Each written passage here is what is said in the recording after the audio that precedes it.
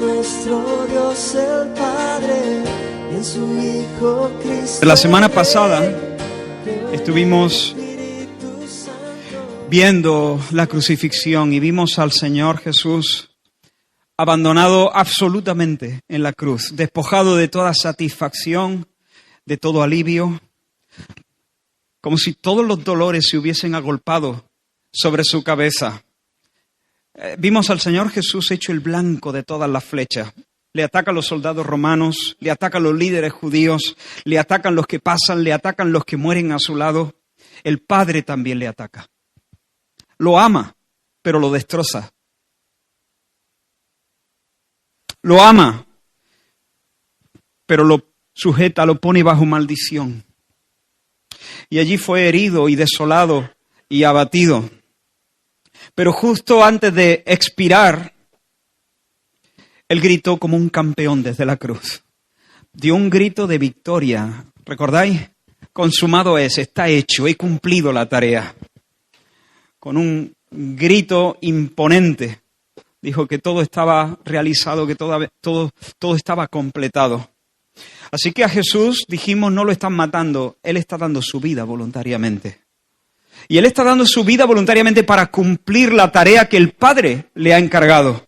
Porque desde antes de la fundación del mundo, Él fue destinado para morir ese viernes por la tarde como sustituto de los pecadores. Sí, fue molido. Fue triturado bajo el justo furor de su Padre, de Dios. Pero fue molido no por sus pecados. Él no hizo nada malo. Él fue molido y triturado, recibiendo el castigo de nuestros pecados. Él lo hizo, Él fue herido de Dios para restaurar y asegurar nuestra paz con Dios para siempre. En Él, en Jesús, Dios atacó todos los vicios que odia. En Jesús, Dios... Esta es la pila, ¿verdad? En Jesús, Dios atacó todos los pecados y los juzgó. Así que Jesucristo crucificado, y poned atención a esto, Jesús crucificado no es solo la demostración más sublime del amor de Dios hacia nosotros, como están diciendo algunos. El Jesús de la cruz no es la muestra de cuán grande es el amor de Dios. Por supuesto que lo es, pero no se queda ahí la cosa.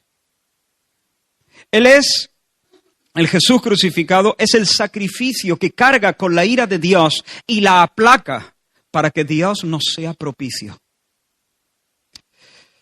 Jesucristo crucificado no es solamente un ejemplo de confianza y de obediencia perfecta a Dios, como algunos están diciendo. Jesucristo es un rescate. El Cristo de la cruz es el Salvador que nos redime para Dios, que nos liberta de la maldición del pecado, que nos libra del poder del diablo, que nos redime de la corrupción del pecado y de la muerte eterna. Él ha pagado el precio con su sangre y a partir de ahora somos suyos por siempre jamás. Sobre la base de su vida derramada en la cruz como un sacrificio propiciatorio, se nos concede entonces libre acceso a Dios. Tan pronto como Él expiró, se rasgó el velo del templo. Esa barrera que impedía la entrada a la presencia inmediata de Dios. Y esa es la forma tan elocuente que Dios tuvo de decirnos, adelante, eres bienvenido. Ya no estoy airado contra ti. El pecado ha sido perdonado. Mi ira, mi justicia ha sido satisfecha. Mi justicia ha sido vindicada. Mi ira ha sido aplacada. Ahora te sonrío. Ahora podemos ser amigos. Ahora puedes acercarte a mí y disfrutar de mi bendición y vivir para siempre, por los siglos sin fin, bajo mi shalom, bajo mi paz, bajo mi bendición, bajo mi cariño, escondido en mi abrazo. Bendito sea el nombre del Señor. Durante su ministerio el Señor había dicho: cuando hayáis levantado al Hijo del Hombre, Juan capítulo 8, cuando hayáis levantado al Hijo del Hombre, refiriéndose por supuesto a la cruz, cuando hayáis levantado al Hijo del Hombre, entonces conoceréis que yo soy En otra ocasión, Juan capítulo 12, él dijo, y si yo fuere levantado de la tierra, a todos atraeré a mí mismo, refiriéndose de nuevo a su muerte en la cruz. Bueno, pues eso fue lo que pasó. Mientras él estaba suspendido en el aire, clavado a la cruz, uno de los criminales que le injuriaban fue atraído sobrenaturalmente al Señor. Para cumplirse, cumpliendo esa profecía, si yo fuere levantado, a todos atraeré a mí mismo. No a todos absolutamente, no a cada persona que ha vivido o vivirá sobre la tierra, sino a todos aquellos que el Padre me dio, por quien Cristo está muriendo de manera expiatoria y sustitutiva. Y ese sinvergüenza era uno de ellos, de los amados antes de la fundación del mundo por Dios. Y aunque empezó injuriándole, el Espíritu de Dios operó en su corazón, y no solo en él, también el centurión que presidía toda la ejecución fue movido por el Señor. Y de manera sobrenatural fue convencido de la justicia. Este hombre era justo. Y de manera sobrenatural confesó la identidad y la divinidad de Cristo. Verdaderamente, este es el Hijo de Dios. Jesús, recordáis, en la hora más oscura, había proclamado su dolor, su desgarro, echando mano de las palabras del Salmo 22. Dios mío, así empieza el Salmo. ¿Por qué me has desamparado? Y Jesús clamó desde la cruz esas palabras. Pero ¿sabes qué? El Salmo 22 no termina ahí. Ese es solo el principio. Déjame leer algunos versículos del Salmo 22. Perros me han rodeado. Horadaron mis manos y mis pies.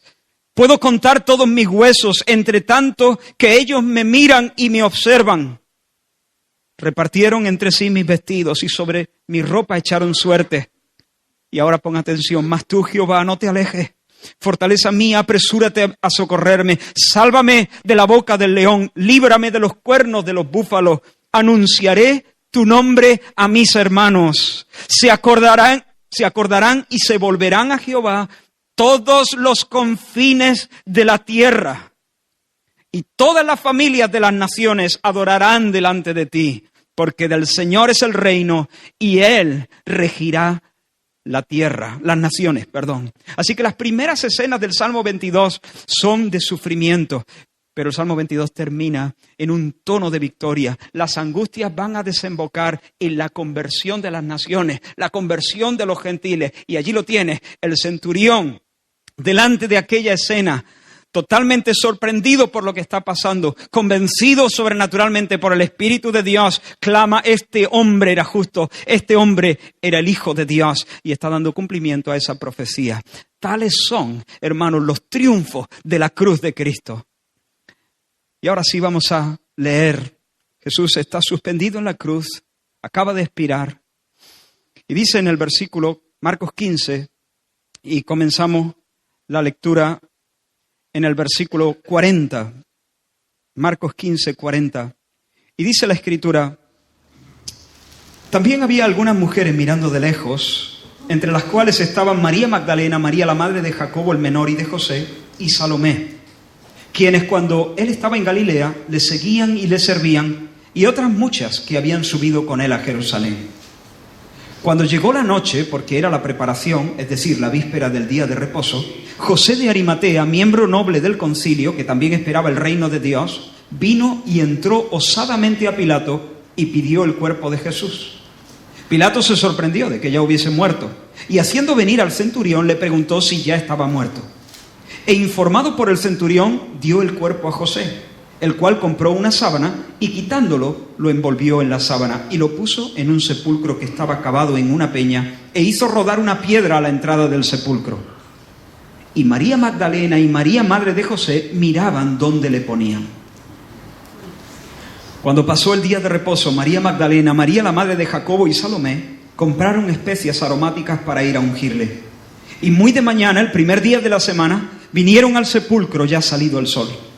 Pero decían entre sí, ¿quién nos removerá la piedra de la entrada del sepulcro? Pero cuando miraron, vieron removida la piedra, que era muy grande. Y cuando entraron en el sepulcro, vieron a un joven sentado al lado derecho, cubierto de una larga ropa blanca, y se espantaron. Mas él les dijo, no os asustéis, buscáis a Jesús Nazareno, el que fue crucificado, ha resucitado, no está aquí, mirad el lugar donde le pusieron. Pero id, decid a sus discípulos y a Pedro, que él va delante de vosotros a Galilea, allí le veréis, como os dijo. Y ellas se fueron huyendo del sepulcro, porque les había tomado temblor y espanto. Ni decían nada a nadie, porque tenían miedo. Hasta ahí la lectura. Señor, ayúdanos. Ayúdanos, Señor, a oír tu palabra. Y opera, Señor, opera fe. Opera, Señor, con tu poder en nuestras entrañas. Dios mío, haz tu obra. Haz tu obra poderosa, real, auténtica. Danos, Señor, en este rato una experiencia verdadera contigo. En el nombre de Jesús. Amén. Amén. Jesús acaba de morir, como estábamos diciendo, y de eso no hay duda. El cuerpo del Señor quedó sin vida sobre la madera de la cruz mientras se hacía de noche.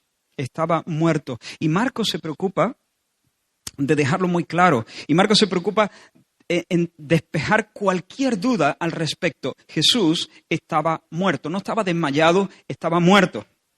Y para eso él menciona diferentes testigos. En primer lugar, las mujeres. ¿Lo has visto? Dice que había algunas mujeres que estaban viéndolo a la distancia, pero lo estaban viendo. Ellas fueron testigos de que el Señor realmente murió. María Magdalena, Salomé y María, la madre de Santiago, el menor. Por cierto, entre paréntesis, los discípulos se habían quitado de en medio, pero las mujeres seguían allí, cerca, a cierta distancia, pero contemplando la escena. Y tal vez, la Biblia no lo dice así, pero yo creo que nos lo deja intuir. Había una intensidad en sus afectos que tal vez superaba la intensidad que los discípulos sentían, la intensidad del amor que los discípulos tenían por el propio Señor. Los evangelistas se encargan de honrar de esta manera el Espíritu Santo, por medio de los evangelistas, a esas mujeres que estuvieron cerca en estos momentos de la crucifixión y el entierro de Jesús. Cierro el paréntesis. Así que las mujeres sirven de testigos.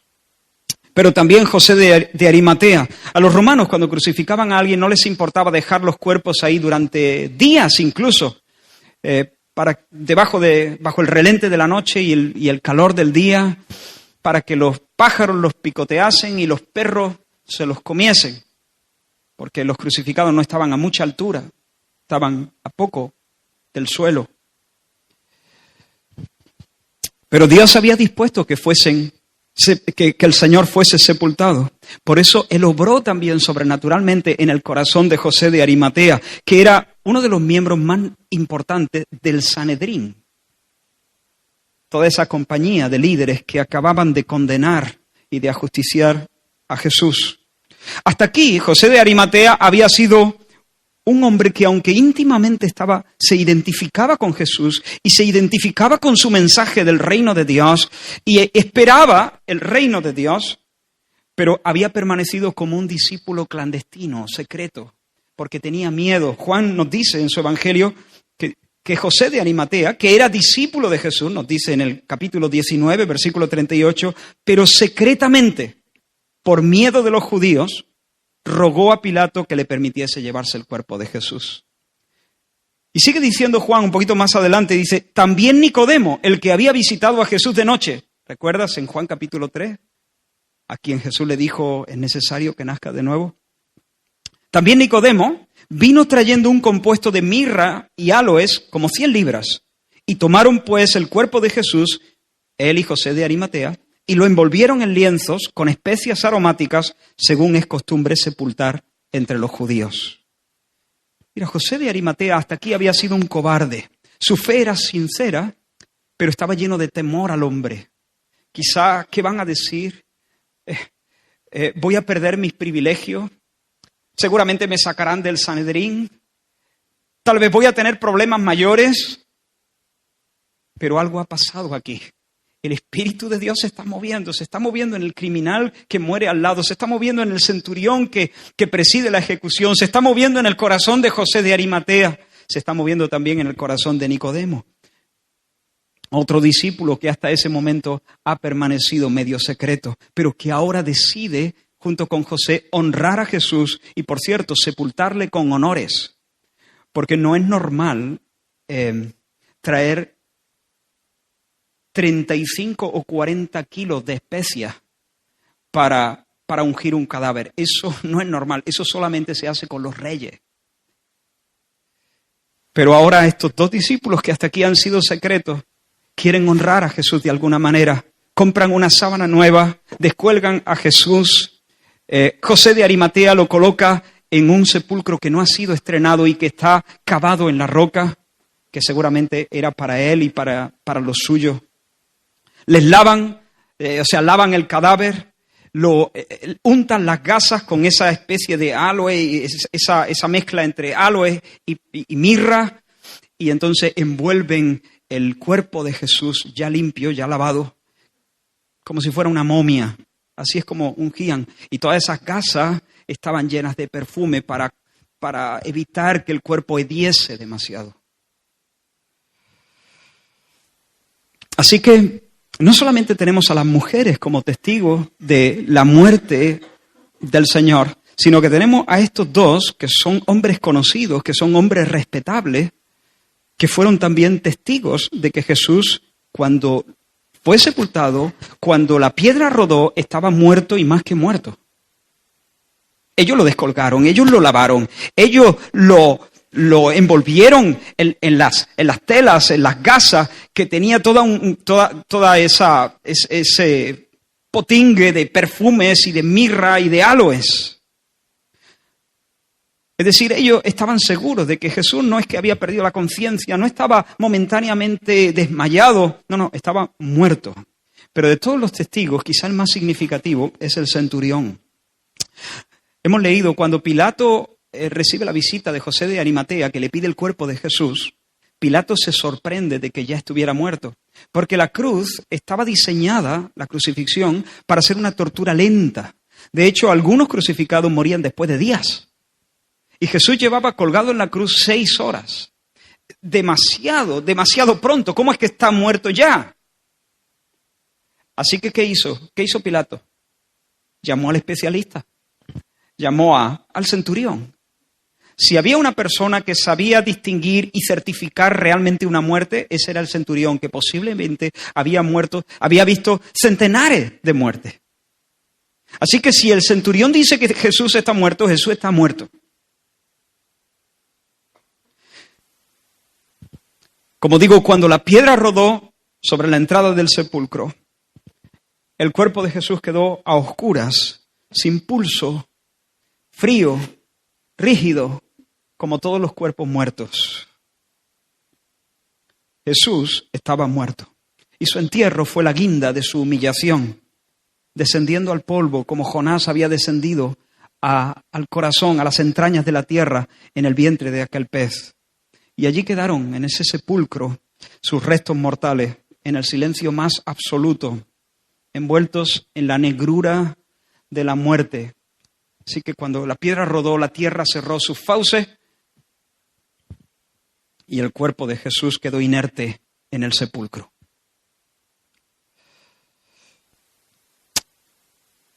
Pero dice la Escritura que cuando terminó el Sabbat, el día de descanso, eso fue el viernes ya a última hora, ya comenzando el Sabbat, que comenzaba en lo que para nosotros sería el viernes a la hora final, en las horas finales de la tarde. Cuando terminó el Sabbat, lo que para nosotros sería el sábado a primeras horas de la noche, últimas horas de la tarde, dice que las mujeres compraron perfumes para ungir el cadáver.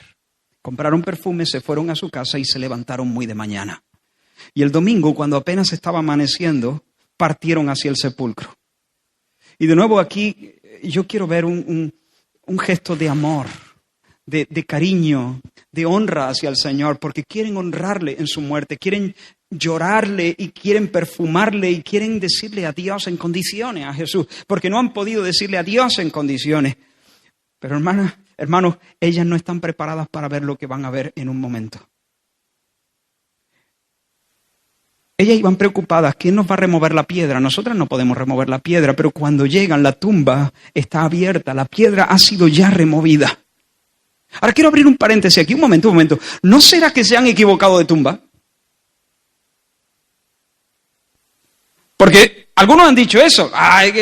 Seguramente, como estaban tan en shock, como estaban tan transidas de dolor, seguramente se equivocaron de tumba. ¿Qué hay de raro en eso? Se pueden haber equivocado de tumba y entonces se asomaron a una tumba que realmente no era la tumba donde Jesús le había sido colocado. No, pero ¿te has dado cuenta que Marcos no solamente nos dice que ellas estaban viendo de lejos el momento en el que Jesús murió, sino también que ellas estaban viendo, versículo 47, ellas estaban allí viendo cuando Jesús era puesto en el sepulcro? Esos detalles son importantes. ¿Qué es lo que Marcos nos está queriendo decir? Ellas son testigos de su muerte, ellas fueron testigos de su entierro, no se equivocaron de tumba, era la tumba. Y por cierto, vamos a ponernos en ese caso, que se hayan equivocado de tumba. Pues hubiese sido muy fácil desmontar el cuento de los cristianos. Si los líderes sencillamente dijesen, señores, se han equivocado de tumba, la tumba verdadera es esta, quitar la piedra y enseñarle el cadáver. Pero nunca pudieron hacerlo, porque no se equivocaron de tumba, porque no había cadáver. La tumba es esa, y está abierta, porque alguien ha quitado la piedra, por cierto, no para que Jesús salga, sino para que ellas entren. Y dentro hay un ángel sentado a la derecha de donde se ponía el cadáver, que les asegura que Jesús, el crucificado, dice. Es decir, Jesús, no otro vecino del barrio. Jesús, el que han crucificado, ha resucitado de los muertos. Y os cita para encontraros con él en Galilea, como os lo dijo. Esto es muy singular, no solamente en el Evangelio de Marcos, sino en todos los evangelios. Porque para un oyente, para un lector, para alguien del primer siglo, es muy chocante que las mujeres sean establecidas como los testigos de la resurrección del Señor. Alguien podría decir, con la mentalidad de ese tiempo, pero el testimonio de las mujeres no vale un duro. Y es triste decirlo, pero en ese tiempo era así. El testimonio de una mujer apenas tenía ningún peso. Y hermanos, esto hace todavía más creíble el relato de Marcos. Porque si Marcos y los otros se hubiesen puesto de acuerdo para inventarse una historia, para engañar al mundo entero y fomentar una religión, si se hubiesen sacado estos detalles de la manga, nunca jamás hubiesen escogido a mujeres como las primeras testigos de la resurrección del Señor. Es del todo inverosímil. Pero Marcos dice que fueron ellas. No ellos, fueron ellas. Y dice que fueron ellas porque fueron ellas. Porque eso fue lo que pasó. Porque el Señor quiso honrarlas a ellas. Ellas quisieron honrar al Señor también. Y el Señor dice, yo honro a los que me honran. Y fueron ellas. Eso fue lo que pasó. Ahora, el ángel, el mensajero, les dice que ha resucitado. Y no es que Jesús haya resucitado espiritualmente para venir a ser una influencia en sus corazones y en sus almas, como dicen algunos. No, es que no hay cuerpo, no está allí. Ha resucitado físicamente en un momento puntual de la historia. No hay cuerpo, se ha levantado de la muerte. Y yo supongo que estas mujeres de repente tienen un lío en el alma, tienen una avalancha de emociones en su mente, en sus corazones, se asombran, se espantan, tiemblan, entran en shock. Y dice Marcos que huyeron despavoridas de allí, sobrecogidas, maravilladas, asustadas, mudas de asombro. Pero Mateo nos dice algo más. Mateo dice que no solamente estaban aterradas, no solamente estaban aturdidas, sino que salieron de allí creyendo que era verdad. Dice Mateo 28, versículos del 8 al 9, dice, entonces ella, saliendo del sepulcro con temor y gran gozo. A ver, aclárate, Mateo, ¿temor o gran gozo? Las dos cosas. Estaban despavoridas, temblando, apabulladas por esta experiencia. Estaban aturdidas, estaban en shock y al mismo tiempo estaban llenas de gozo, porque estaban comprobando la realidad. No es un cuento, verdaderamente el Señor ha resucitado. Y dice que fueron corriendo a dar las nuevas a sus discípulos. Y mientras iban a dar las nuevas a sus discípulos, nos dice Mateo, esto no lo cuenta Marcos, pero sí lo cuenta Mateo, dice que mientras iban buscando a los discípulos, he aquí Jesús les salió al encuentro diciendo, salve. Y ella, acercándose, abrazaron sus pies y le adoraron. Yo me las imagino saliendo del sepulcro y andando a toda prisa en busca de los discípulos y meneando la cabeza y musitando para sí, qué fuerte, qué fuerte, qué fuerte, pero qué fuerte, pero no puede ser, pero esto es muy fuerte, esto es muy fuerte, esto es muy fuerte. ¿O cómo reaccionarías tú? Yo no sé. No puede ser, no puede ser, no puede ser, María. Pero qué fuerte. Hermanos, claro que fuerte, porque la historia entera ha dado un vuelco. Ellas le vieron morir, y cuando le vieron morir el mundo se les vino abajo. Asistieron a su entierro y el mundo se les vino abajo. Y ese momento tan difícil. Cuando rueda la piedra, tú has estado en los entierros, ¿no? En algunos, por lo menos. Cuando se sella la tumba. O cuando echan las paladas de tierra allí sobre... O cuando ponen la lápida y ¡bum! Ellas vieron eso. Y el alma se les traspasó de dolores. Y se les vino su mundo abajo. Pero qué fuerte, esto lo cambia todo, absolutamente todo. La historia ha dado un vuelco completo. Porque, hermano, si Jesús verdaderamente le ha puesto su pie en el cuello de la muerte, entonces Él es definitivamente el Hijo de Dios. El apóstol Pablo dijo, Él fue declarado Hijo de Dios con poder, según el Espíritu de Santidad, por la resurrección de entre los muertos. Por la resurrección de los muertos, Él fue declarado Hijo de Dios, fue declarado con poder Hijo de Dios. A Él le habían acusado de blasfemia y le llenaron de gargajo.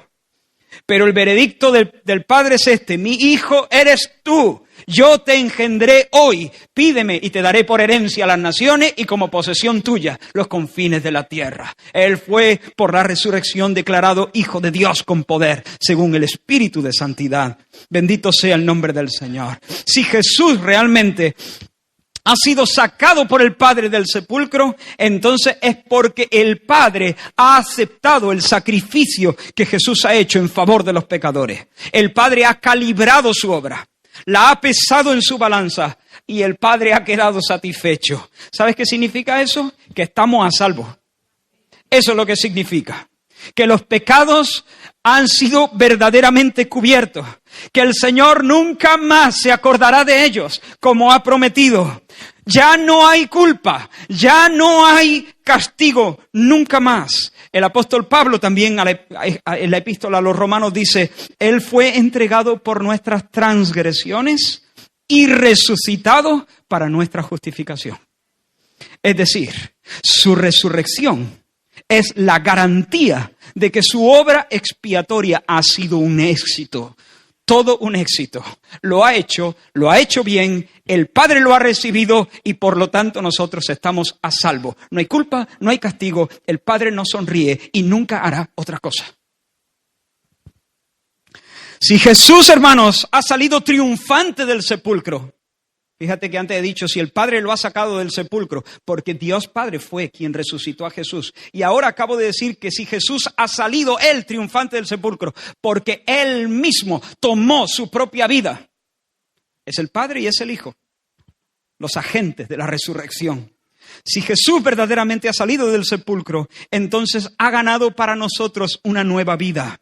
Una vida que no se marchita, una vida que no se corrompe por cuanto es avivada y sostenida por el poder de la resurrección. El apóstol Pedro en su primera carta dice: bendito el Dios y Padre de nuestro Señor Jesucristo, que según su grande misericordia nos hizo renacer para una esperanza viva por la resurrección de Jesucristo de los muertos. Por la resurrección de Jesucristo de los muertos, Él nos hace renacer para una esperanza viva. Él sopla en nosotros una vida que es una vida de otra calidad, que ya no se marchita. Sí, nuestro cuerpo se sigue envejeciendo y morirá, pero ya tenemos la vida eterna, una vida que no decae, porque es sostenida por el poder de la resurrección.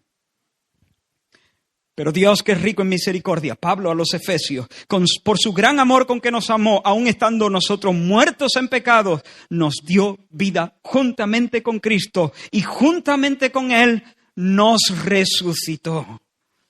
Hermanos, si Jesús verdaderamente ha entregado su vida y al tercer día la ha vuelto a tomar, su victoria es completa, inapelable y definitiva. Sobre el poder de Satanás, el poder de Satanás y la muerte y el pecado han sido rotundamente vencidos. Y si estamos ligados a Él, pase lo que pase, todo va a salir bien. Hermanos, esto lo cambia todo. Esto lo cambia todo.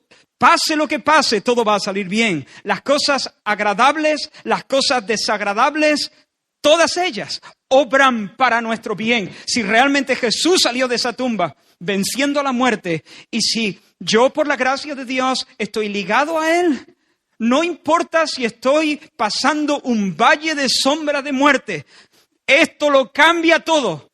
Yo sé que todo va a salir bien.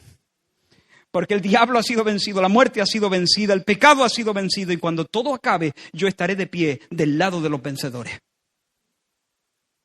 En el lado de los vencedores, para ser más preciso. Jehová quiso quebrantarlo, sujetándole a padecimiento, Isaías 53. Cuando haya puesto su vida en expiación por el pecado, verá linaje, vivirá por largos días, que es otra manera de decir volverá a vivir para siempre. Y ahora atento, y la voluntad del Señor será en su mano prosperada. Si Jesucristo ha resucitado de los muertos, Él se establece como el ejecutivo infalible, el que hace que todos los planes de Dios vayan adelante y se cumplan sin faltar ni uno de ellos. Hemos escuchado durante el tiempo de alabanza la lectura de uno de los pasajes más impresionantes desde mi punto de vista de la Escritura, Apocalipsis capítulo 5. Donde allí están en el rollo, en el libro de Dios, escritos sus propósitos. Pero ese libro está sellado. El ángel clama: ¿quién es digno, de acercarse al que está sentado en el trono, tomar el libro de su mano, desatarle los sellos y leerlo? En otras palabras, ¿quién es digno de hacer que todo eso que está contemplado por Dios, decretado por Dios, se cumpla? El plan es maravilloso, pero si ese libro no se abre, es inútil. No habrá consuelo para los santos. No habrá juicio contra los impíos. El plan es maravilloso. Pero ¿quién lo va a echar a andar? ¿Quién lo va a ejecutar? Si el libro permanece cerrado, entonces ¿nosotros qué estamos haciendo aquí? Si el libro permanece cerrado, Juan es un tipo que ha gastado su vida en una cosa inútil porque ha llegado el momento de dar a luz y la que tiene que dar a luz no tiene fuerzas para darla. Todo va a ser un aborto. Esta historia va a ser un aborto. Y entonces dice que Juan lloraba y lloraba y lloraba y lloraba y lloraba hasta que uno le dice: Juan, no llore. No llore, hermano, le dice uno de los ancianos. El león de la tribu de Judá, la raíz de David, ha vencido. Él es digno de abrir el libro y desatar su sello. En otras palabras, Él ha vencido y Él es el ejecutivo infalible. Él es el que hace que la voluntad del Señor sea prosperada en su mano, como nos dijo Isaías. Y la voluntad del Señor será prosperada en su mano. Si Jesús salió de la tumba, si venció a la muerte, entonces pase lo que pase, en medio de cualquier circunstancia, yo puedo decir: yo sé que esto no va a ser un aborto. El Señor cumplirá su propósito en mí. El Señor cumplirá su propósito en la iglesia. Hermanos, si Jesús está vivo, no solamente tenemos de Él un recuerdo, no solamente tenemos de Él una memoria, no solamente podemos acordarnos del Señor, no, podemos hablar con Él. Porque está vivo. No solamente tenemos un recuerdo de Él, no solamente como una foto. No, el Señor está vivo y el martes por la mañana, mientras te diriges a la oficina, puedes ir hablando con Él. Y ahora mismo, mientras escuchas este mensaje, le puedes lanzar un piropo y lo escucha. Y Él puede hablar contigo y abrirte el oído para susurrarte su amor mientras escuchas este mensaje. Así espero que sea. Si todo eso es así, Él lo dijo, yo estoy con vosotros todos los días. Yo estoy con vosotros todos los días hasta el fin. Por lo cual estoy seguro, como dice Pablo, de que ni la muerte, ni la vida, ni ángeles, ni principados, ni potestades, ni lo presente, ni lo porvenir, ni lo alto, ni lo profundo, ni ninguna otra cosa creada nos podrá separar del amor de Dios que es en Cristo Jesús, Señor nuestro. Hermanos, si Él ha reventado el sepulcro, entonces la muerte ha sido devorada y a nosotros nos aguarda la gloria. La resurrección de Cristo es la garantía final de que nuestra redención plena es un hecho. La gloria nos va a alcanzar. Mas ahora Cristo ha resucitado de los muertos. Pablo a los Corintios en su primera carta. Mas ahora Cristo ha resucitado de los muertos. Primicias de los que duermen es hecho. De los que durmieron es hecho. Por cuanto la muerte entró por un hombre, también por un hombre la resurrección de los muertos. Porque así como en Adán todos mueren, también en Cristo todos serán vivificados. Todos los que están en Cristo. De este lado de la eternidad, hermanos, la vida es frágil. La vida es transitoria, es fugaz. Los fuertes se acuestan sanos y se levantan heridos de muerte por un cáncer que crece en secreto. Y no lo sabía. Los jóvenes se llenan de ansia, se llenan de proyectos y corren. Y luego se cansan y se arrugan y pierden velocidad y pierden el pelo. Y luego la tumba y la muerte. Y ponen sus cuerpos debajo del césped.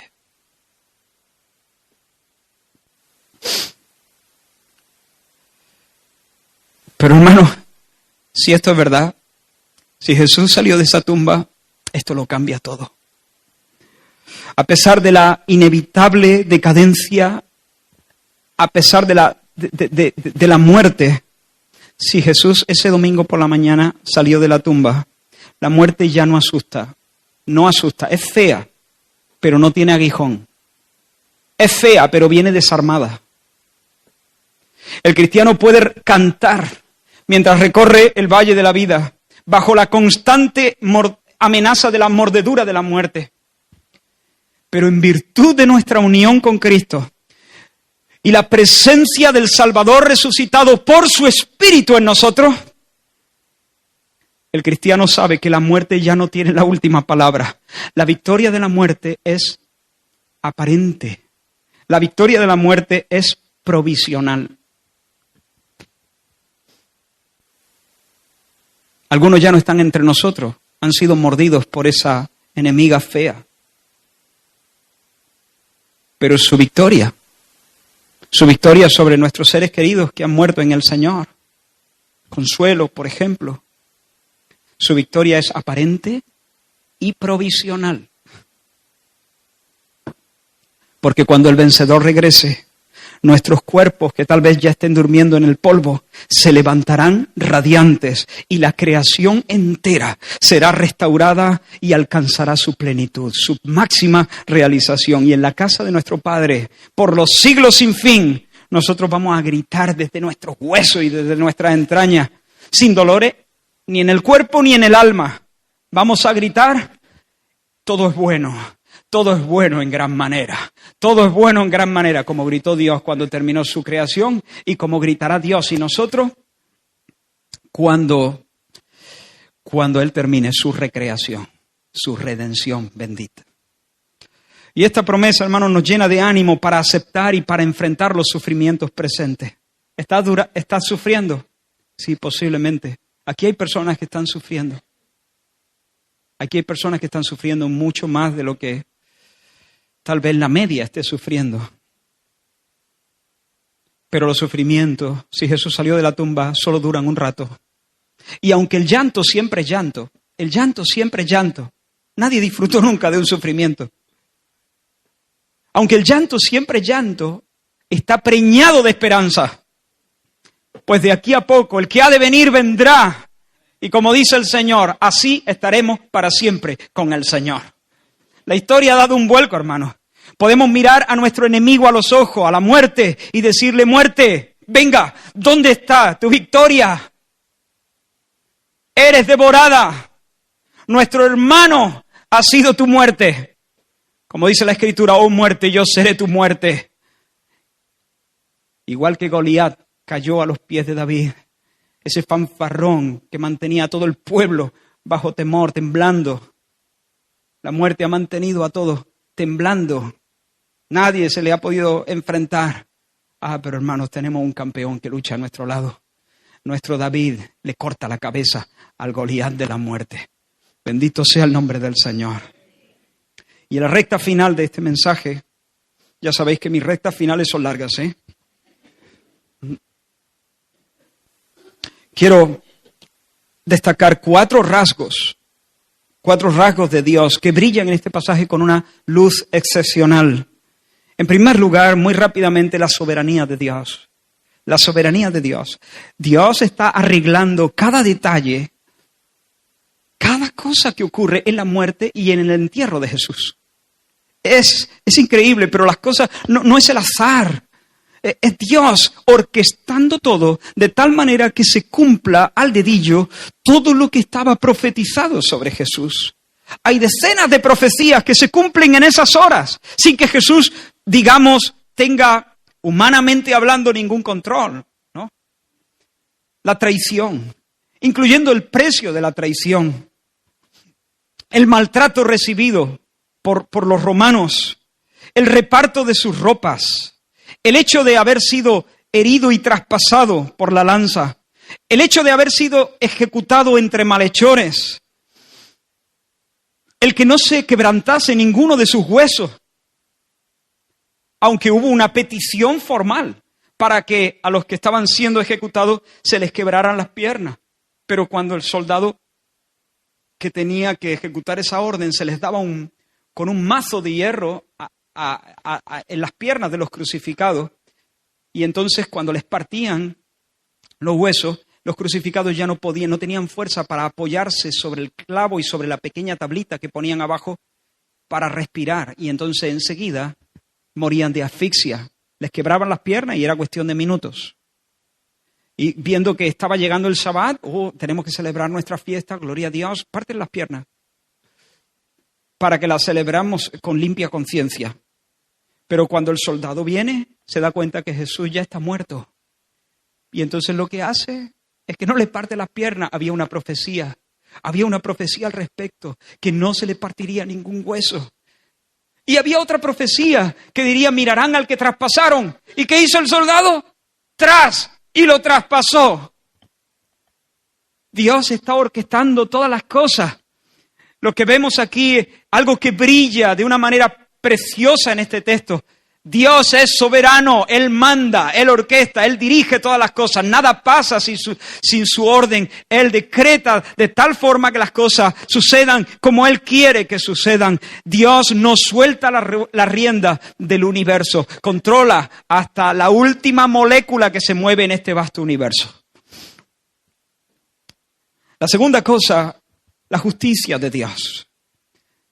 Cuando Pedro predicó Hechos capítulo 2, en el día de Pentecostés, él dijo a su gente, a los que se habían dado cita allí, a este Jesús, entregado por el determinado consejo y anticipado conocimiento de Dios, prendisteis y matasteis por mano de inicuos, crucificándole, al cual Dios levantó, sueltos los dolores de la muerte, por cuanto, atento, era imposible que fuese retenido por ella.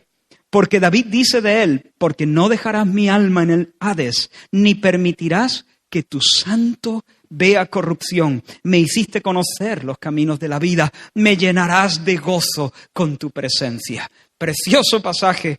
¿Por qué? El que yacía en el sepulcro, hermanos, era el impecable. El impecable.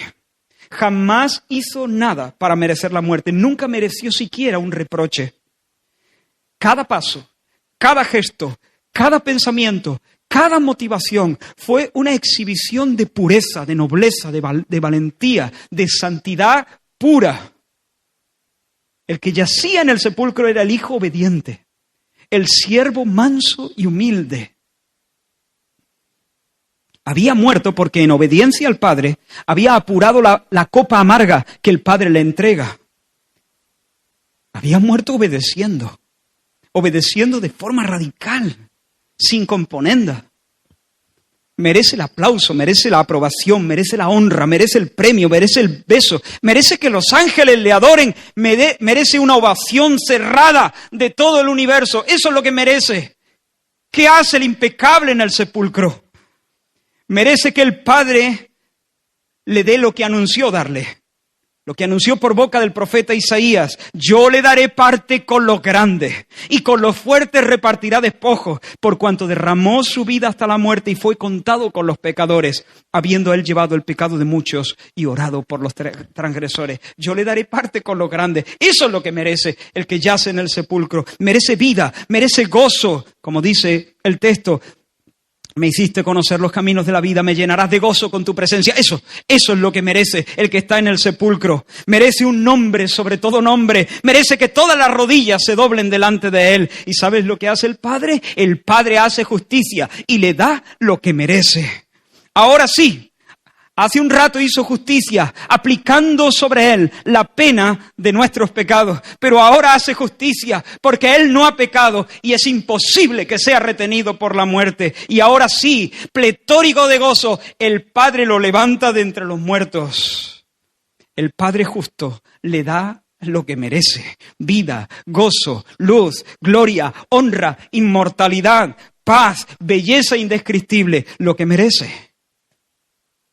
Por cierto, nosotros nos podemos unir y podemos darle también lo que merece: nuestra lealtad, nuestro beso, nuestros afectos, nuestro aplauso, nuestra admiración, porque eso es lo que merece. Tercera cosa, tercer rasgo que quiero destacar. He destacado la soberanía de Dios, he destacado la justicia de Dios. Quiero destacar ahora el poder de Dios. El poder. Jesús está muerto, no tiene pulso, no tiene hálito, su espíritu se ha separado de su cuerpo. El sepulcro está cerrado, una enorme piedra bloquea la entrada. Un sello imperial. La tumba ha sido sellada con un sello imperial que impide, que prohíbe terminantemente, bajo la amenaza de la espada de Roma, abrir la piedra, abrir el sepulcro. Y encima, para colmo, si no fuese suficiente esa amenaza, es decir, quien toque el sello, quien abra esto, se la juega. Encima, hay una guardia romana que ha sido puesta allí a la entrada del sepulcro para evitar que los discípulos, según dicen los líderes religiosos, intenten robar el cuerpo. Así que fíjate, Jesús está muerto. Y la tumba está sellada. Pero Dios es todopoderoso. Hermano, Dios es todopoderoso. Las cosas existen cuando a Él las nombra. Y las cosas dejan de existir cuando Él aparta su vista. Quitas tu vista y pierden el hálito. ¿Qué es la muerte para Dios? ¿Qué es la muerte para Dios? ¿Y qué es la piedra? Me está entrando la risa. ¿Y qué es la guardia? ¿Y qué significan para Él las advertencias y las amenazas imperiales? Dios se ríe de la piedra, Dios se ríe de la guardia, Dios se ríe del sello romano y Dios se ríe de la muerte, porque nuestro Dios es el Shaddai, Él es el Dios todopoderoso, omnipotente. Cuando Dios le anuncia la bendición que trae sobre la vida de Sara y de Abraham, Sara, la mujer que tenía 90 años y no había tenido un hijo en su vida, porque no podía, porque era estéril, escucha el anuncio de los ángeles y se ríe. Se ríe. Y Dios le dice, ¿de qué se ríe Abraham? ¿De qué se ríe Sara? Abraham, ¿de qué se ríe Sara? Yo no sé si Dios estaba muy irritado o un poquito, nada más. Pero si yo te estoy diciendo que vas a tener un hijo, no te rías. Como si tienes 190 años. Como si llevas 5 siglos muerto. Si yo te digo que vas a tener un hijo, Dios le dice, ¿de qué se ríe Sara? ¿Acaso hay algo difícil para Dios? ¿Tú sabes con quién está hablando? ¿Tú sabes quién soy yo? ¿De qué se ríe Sara? Así que hermanos, no seamos cínicos, no seamos incrédulos, no seamos duros de corazón. Si Dios dice una cosa, y Dios había dicho que Él se iba a levantar, Jesús había anunciado que se iba a levantar al tercer día de entre los muertos. No importa la piedra, no importa las amenazas romanas, no importa ni siquiera la realidad oscura de la muerte. Dios es todopoderoso. Y la cuarta cosa y la última. Aquí veo yo una exhibición preciosa de la paciencia y de la misericordia de Dios. En primer lugar, con las mujeres, que sí es verdad, le querían mucho, pero eran incrédulas, que todo hay que decirlo. Porque, vuelvo a decir, Jesús había dicho que al tercer día resucitaría y además que se encontraría con sus discípulos en Galilea. Y ellas deberían haber estado expectantes, ellas y todos. Deberían haber estado, especialmente todos los discípulos que habían estado formándose con Jesús durante 3 años. Deberían haber estado expectantes. Incluso haberse ido a Galilea o quedarse allí cerquita de la tumba para ver el evento, para ser testigos de la gloriosa resurrección. Pero no estaban allí, estaban a sus cosas y las mujeres venían a ungir un cadáver. ¿Por qué? Porque no habían creído, no habían entendido, no habían creído las palabras del Señor. Oye, se merecen una bronca. Se merecen una bronca. ¿O no? Sí, se merecen una bronca, como tú y yo a veces. Se merecen que cuando entren al sepulcro, el ángel enviado de Dios le cante las 40. ¿Vosotras qué venís? ¿A qué venís vosotras? Pero qué paciencia la de Dios, ¿no? No hay bronca, no hay colleja. No las pone mirando para la pared. Anda, poned mirando para la pared. Tengo una noticia que daros, pero ya os la daré. Jesús nos dice, por ahora le voy a dejar un par de meses que lloren. Porque los discípulos estaban llorando y estaban, pues que se queden llorando. Un par de semanas, ¿vale? Un par de semanas, que lloren. Ya que son incrédulos, por lo menos que lo pasen mal.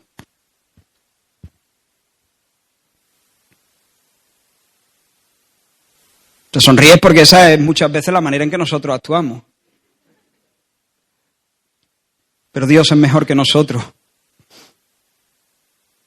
El Señor no las deja llorar más, el Señor no le echa una bronca. Un poquito más adelante, luego, el Señor, cuando se aparece a sus discípulos, les va a tirar de la oreja, es verdad. Les reprende su incredulidad. Pero en este momento, el Señor les sale al encuentro, no solamente a través del ángel. Mateo nos ha dicho que luego, mientras ellas iban en busca de los discípulos, Jesús mismo les sale al paso y les dice, salve, y las saluda y se deja adorar por ellas. Pero especialmente, hermano, con los discípulos.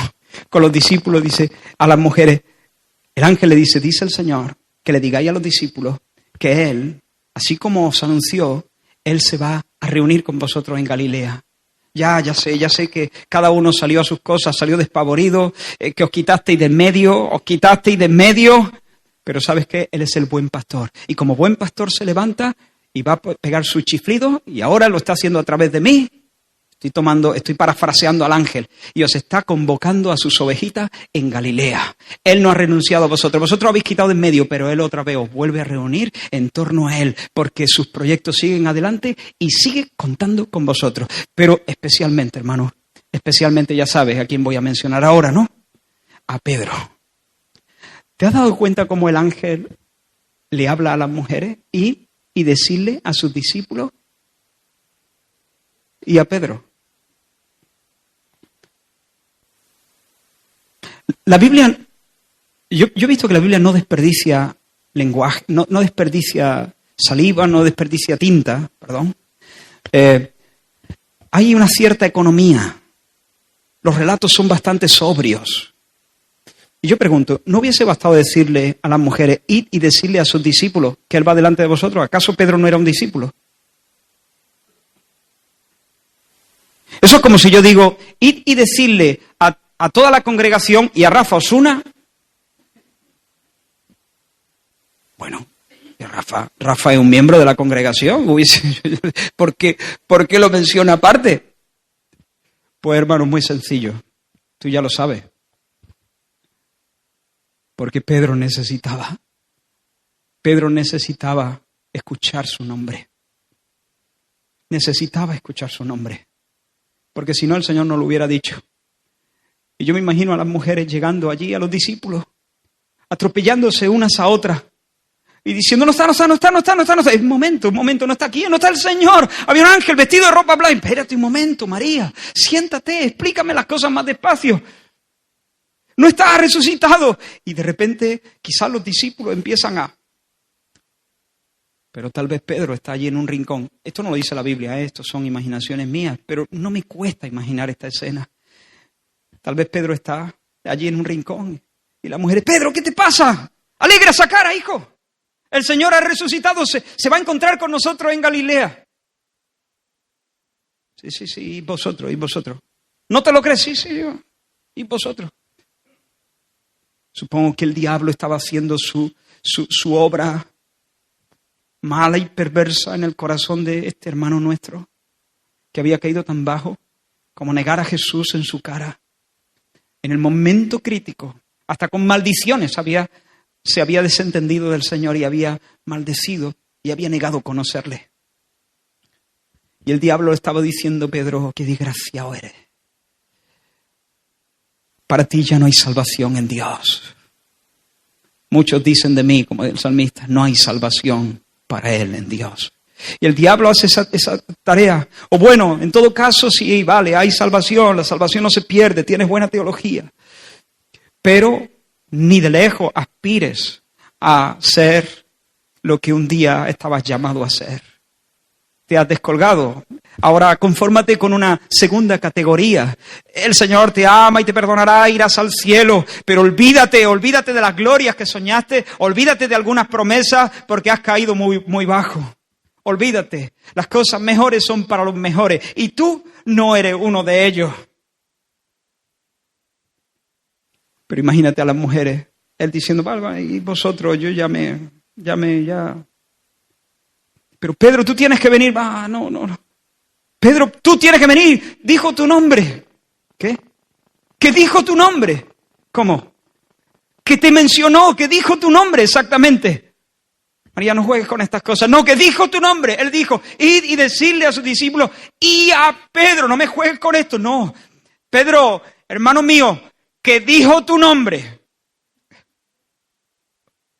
Bueno, pues yo te digo a ti, si estás en esa situación, porque sé cómo se las gasta el diablo y cómo él intenta convencernos de que tendremos que conformarnos con las migajas que se le caen a los hijos de la mesa. Pues yo quiero decirte, Él dice tu nombre. Dice tu nombre. Él dice tu nombre. Y espero que esto te quebrante el corazón y haga que te levantes para seguirle con fervor.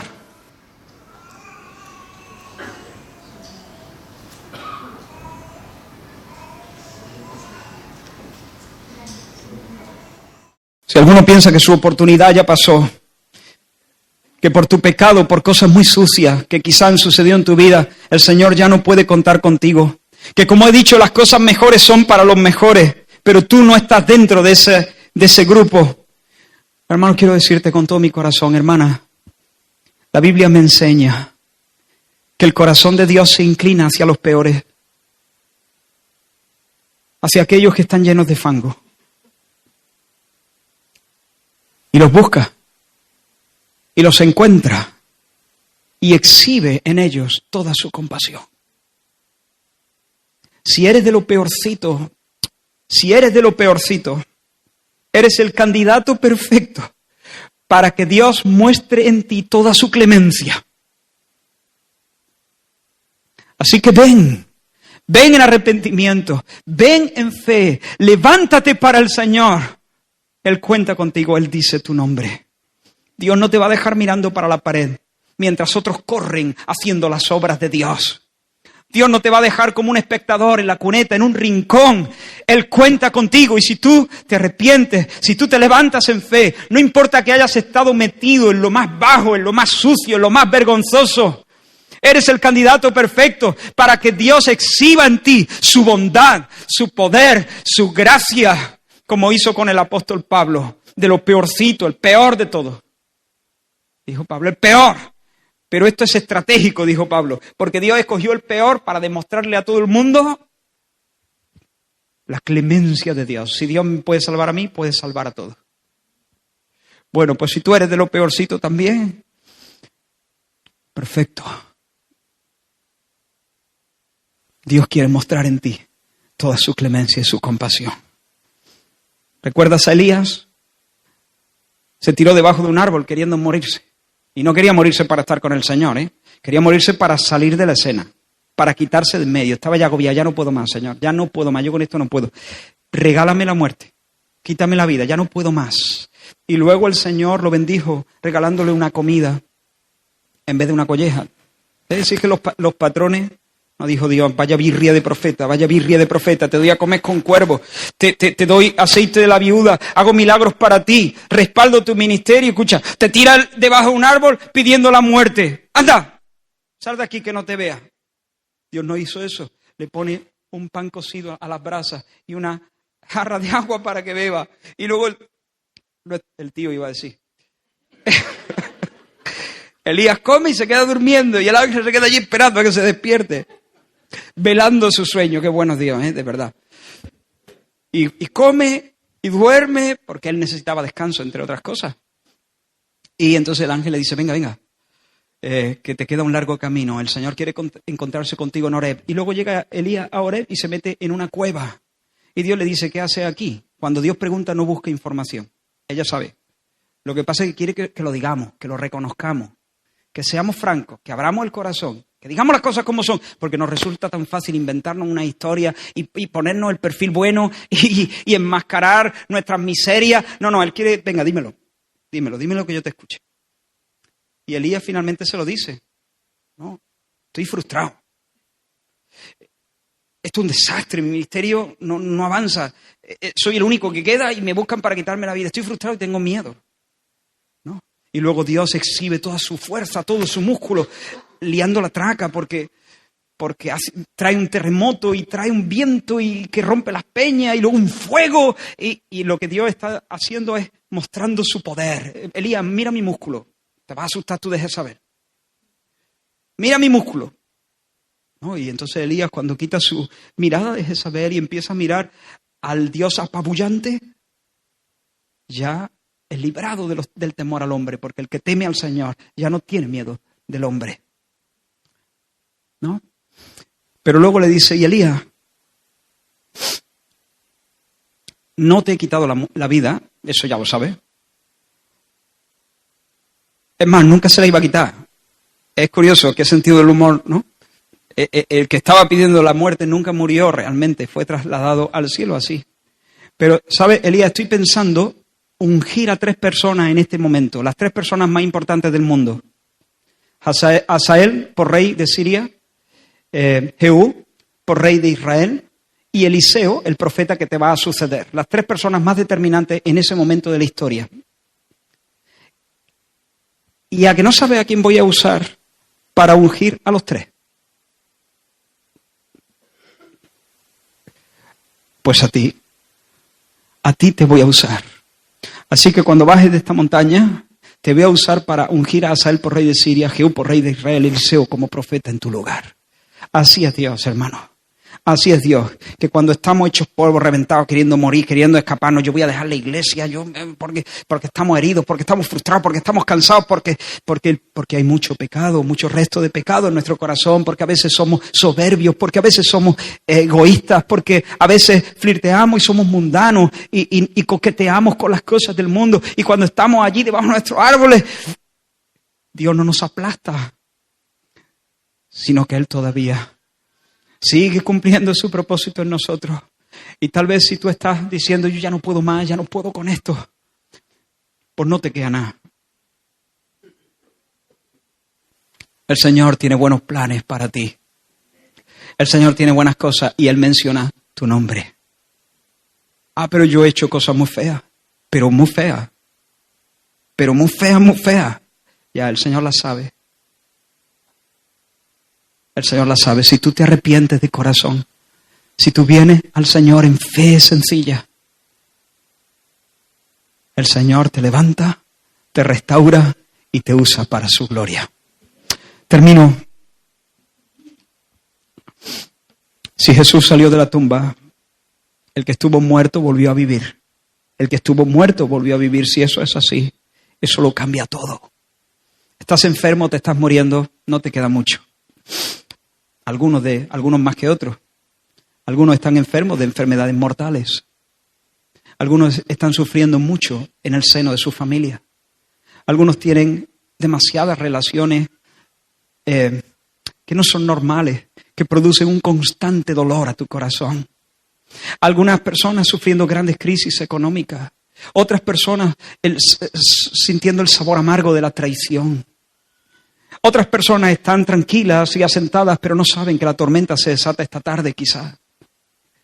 Pero si el Señor ha salido de la tumba, eso lo cambia todo.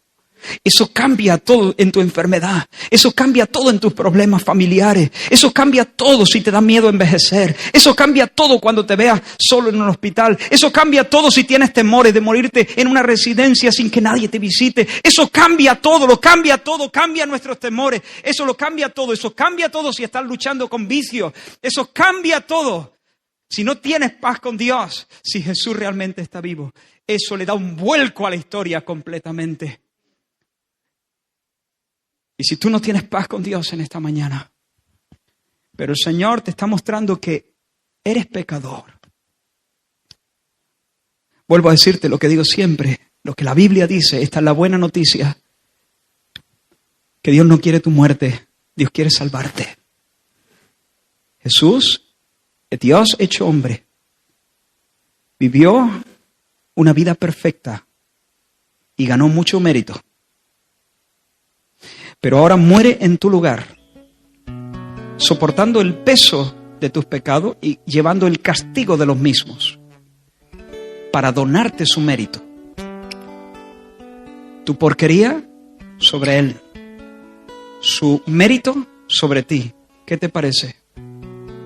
Y en lugar de machacarte a ti, el Padre lo machaca a Él. Y a ti te abre el velo y te dice, bienvenido. Pero luego Jesús se levanta de entre los muertos y asciende a los cielos y recibe un nombre sobre todo nombre. Él es el Señor. Y si tú hoy crees que Jesús murió como el sustituto de los pecadores, que llevó en su carne, que llevó tus pecados y soportó el castigo de los mismos, y que se levantó de entre los muertos para ser Señor entre los vivos, de los vivos y de los muertos. Si tú vienes en arrepentimiento y dices, ya no quiero yo gobernar mi propia vida, me sujeto completamente a ti. Jesús, tú eres mi capitán, tú eres mi jefe, tú eres mi Señor, tú eres mi tesoro, tú eres mi todo. Si tú dices eso de todo corazón, entonces el Padre declarará que tú eres justo y nunca más se acordará de tus pecados. Y pondrá en ti su Espíritu Santo para que puedas vivir una nueva vida con un nuevo poder y vencer las cosas que hasta aquí te han vencido. Y cuando el telón se eche, entonces Dios te dará la bienvenida a su gloria. Y así estaremos siempre con el Señor. Arrepiéntete ahora mismo. Mientras yo estoy hablando, dile: Señor, confieso mi pecado. He sido rebelde, merezco el infierno, lo merezco. Confiesa también tu fe en el Señor Jesús. Y entrega tu corazón. Ríndete por completo. No suelte al Señor. No te conformes con una oración. No te conformes con una... Aquí no hay fórmula. Aquí, si hubiese, yo te la daría, pero no la hay. No hay una palabra mágica. No hay una forma de decir, bueno, si tú dices estas 4 palabras, no, de esta manera, en este orden. Si tú dices, no, aquí no hay. Aquí es que tu corazón corra al Señor y se aferre a Él y pongas tu fe completamente en Él y allí te quedes y digas: Cristo es mío y yo soy suyo. Y entonces habrás sido salvo. Dios te salva. Vamos a orar. Gracias, Señor, por tu resurrección. Gracias, Señor, por el poder desplegado, la supereminente grandeza de tu poder, la cual actuó en Cristo, resucitándole de entre los muertos. Alumbra nuestro entendimiento para que podamos conocer cuál es la esperanza a la que tú nos llamas, cuál es la supereminente grandeza de tu poder que actúa en nosotros, la cual operó en Cristo, levantándole de entre los muertos. Trae luz a nuestros corazones. Salva hoy, en el nombre de Jesús, Señor. Y permítenos darte nuestra ovación. Permítenos darte nuestra ovación. Tú lo has hecho bien. Tú eres precioso, radiante.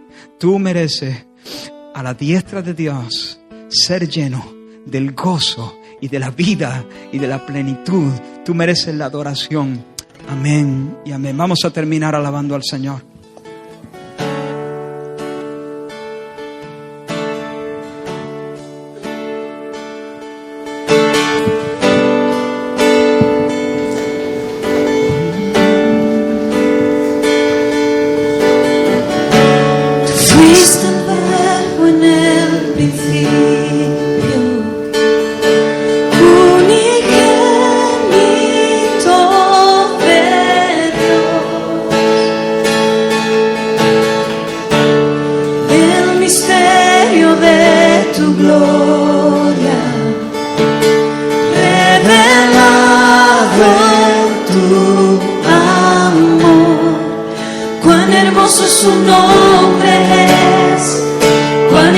Su nombre es el nombre de Jesús, mi Rey.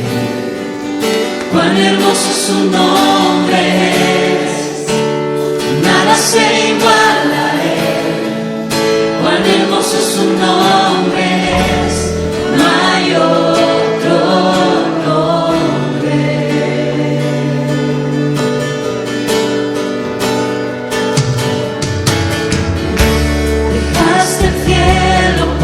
Salvarme, me viniste a rescatar.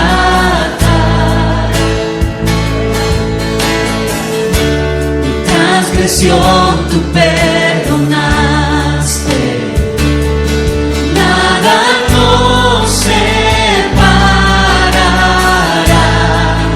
Majestuoso su nombre es, majestuoso su nombre es, el nombre de Jesús, mi Rey. Majestuoso su nombre es, nada se iguala a él. Majestuoso su nombre es, no hay otro nombre.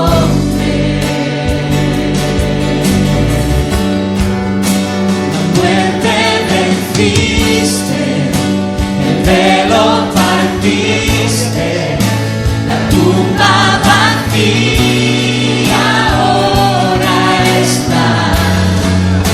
Los cielos declaran, gloria proclaman,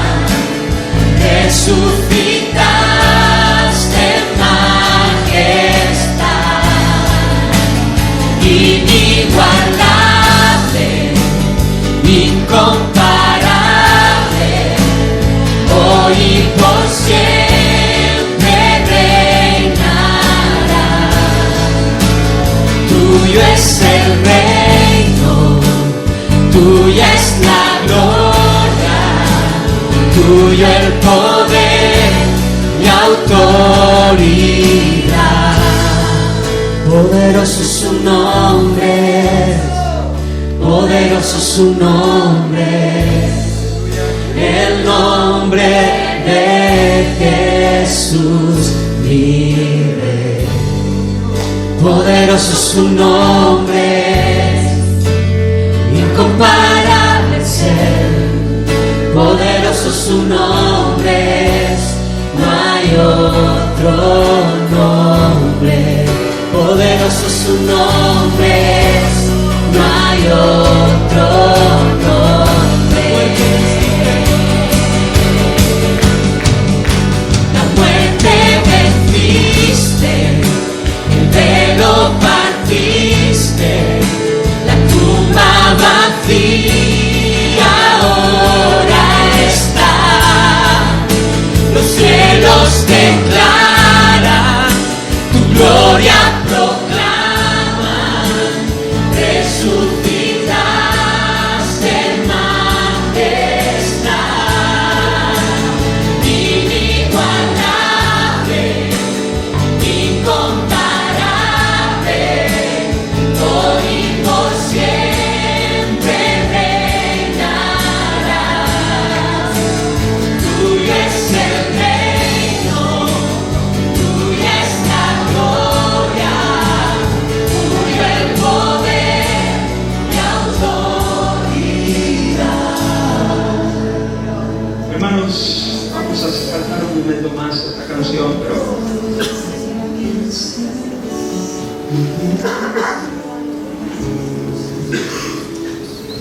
Quiero pedirte que seas muy específico. El Señor quiere darnos un entendimiento grande de cómo el hecho de la resurrección cambia toda la historia, pero no es la nuestra personal. A veces lloramos de más, a veces nos preocupamos de más, a veces malgastamos recursos de más. Aquellas mujeres compraron perfumes para ungir ¿a quién? A un cadáver que no existía. Aquellas mujeres estaban preocupadas por un problema ya resuelto. ¿Quién nos removerá la piedra? No. Si pasaron varias horas, si se despertaron varias veces por la noche diciendo, uy, la piedra. ¿Y quién nos removerá la piedra? ¿Y quién nos removerá la piedra? Pues mira, podían haber dormido tranquilamente, porque ese problema sencillamente estaba resuelto. Y a veces nos angustiamos de más, nos ponemos demasiado ansiosos, lloramos de más, gastamos dinero y tiempo en cosas que realmente no tienen mucho sentido, porque están resueltas. Dile, Señor, mientras canto, dime, ¿cuáles son las lágrimas de más que yo estoy vertiendo? Porque estoy perdiendo de vista que la tumba está vacía, que la muerte y que todas estas cosas y todos estos sufrimientos son provisionales, duran un momento y que después de la noche viene la mañana. Dime, porque a veces me pongo de malas pulgas, a veces me angustio y está de más esto. Señor, dame una luz nueva, fresca, para que yo viva todos mis problemas, que siempre los problemas duelen, ya está. Eso es inevitable. El dolor es dolor, pero que en medio de eso yo pueda experimentar la esperanza y la calma y el consuelo y todas esas cosas, para que no me desquicie, que solo llore lo justo, lo que tengo que llorar, que me duela lo que me tiene que doler, pero que no pierda la esperanza. Derribados, pero no destruidos. Vamos a cantar de nuevo y pide, Señor, muéstrame, enséñame, siéntate aquí a mi lado y enséñame a vivir en mis circunstancias. Vamos a cantar la muerte venciste, el velo partiste, la tumba vacía ahora está. Los cielos declaran, tu gloria proclaman, resucitaste más. inigualable, incomparable, hoy y por siempre reinará. Tuya es el reino, tuya es la gloria, tuyo el poder y autoridad. Inigualable, incomparable, hoy y por siempre reinarás. Tuyo es el reino, tuya es la gloria, tuyo el poder y autoridad. Poderoso su nombre es, poderoso su nombre es, el nombre de Jesús, mi Rey. Poderoso su nombre es, incomparable es Él. Poderoso su nombre es, no hay otro nombre. Poderoso su nombre